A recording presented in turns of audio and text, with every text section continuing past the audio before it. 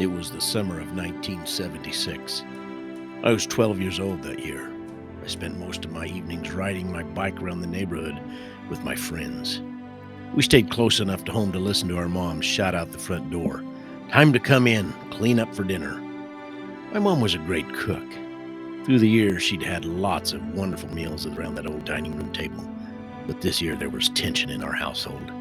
This year, my mom had gotten caught up in a tedious Jello salad war with the other moms on the blocks. It wasn't easy to see her this way, night after night, trying new recipes, new combinations. We'd come home for dinner and find a heaping serving of one kind of Jello salad or another on our plates. She did her best trying to come up with new recipes that would outdo the other neighbors. Sometimes the stress was so much that she wouldn't even sleep through the night. I don't think I'd seen her sit down and enjoy a full meal since February. Then one day, she came home from the grocery store. There was this look in her eyes I'd never seen before. She stared at the counter and looked as though she was calculating and measuring inside her head. Finally, she pulled from her apron pocket a crumbled piece of paper that she had recently tore out of a lady's home journal. She laid the magazine page on the counter, smoothed it out as best that she could, and began to gather the ingredients. For a moment, she stared at a large glass bowl she had reserved for Jello mixtures. Then, one by one, she started combining the 8-ounce container of whipped topping, a 3-ounce package of pistachio Jello pudding, a 20-ounce can of crushed pineapple, undrained, and then something I hadn't seen in Jello salad in my whole life: 1 cup of miniature marshmallows. We watched from the breakfast bar as she stirred and stirred until the ingredients were combined. When it seemed like nothing else could be stirred in, she reached into the cupboard and almost carelessly added a half a cup of chopped pecans. When the stirring was done, she stood back, looked at the salad, wiped her hands on her apron, and went to the dispenser to cut off a generous portion of plastic wrap. Carefully, she covered the bowl. There was no way air was getting in. Once she put the salad in the refrigerator to chill overnight, she went back to the counter and stared at the recipe.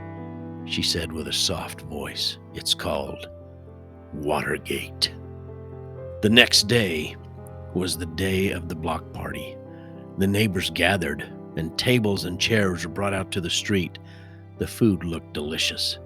My mother proudly set the Watergate in the middle of the table on a placemat made from laminated newspaper clippings from the Washington Post. When all the food was ready, we gathered around, said grace, and began to dig in. There were 3 competing Jello salads that night: lime topped with sour cream, and cottage cheese and cherry, and my mother's pistachio Watergate salad. My brother and I stood on the opposite side of the table watching while they took the plastic off the bowl. I noticed Mom had added a little shredded coconut over the top of the green mixture. Something inside me knew the tide had turned. I filled my plate with food and sat down to eat. I watched the neighbors go through the line. Plate after plate was filled with the green light sweetness. Spoonful after spoonful was taken from the bowl until at last the Watergate was completely gone. I'll always remember the surprised delight on my mom's face that moment. She looked down and realized the cherry and the lime salads were still there, but her Watergate salad bowl was empty. She had won. She took in a deep, sharp breath, but she didn't shed a tear. She just quietly raised her hands in a little victory salute. Gracefully, she picked up the empty bowl and took it back to the house. Our family was never the same after that night. We all shared the confidence of my mother's win. We all knew from then on, no matter what was to come, we could stay strong and keep fighting, keep trying until we got it right.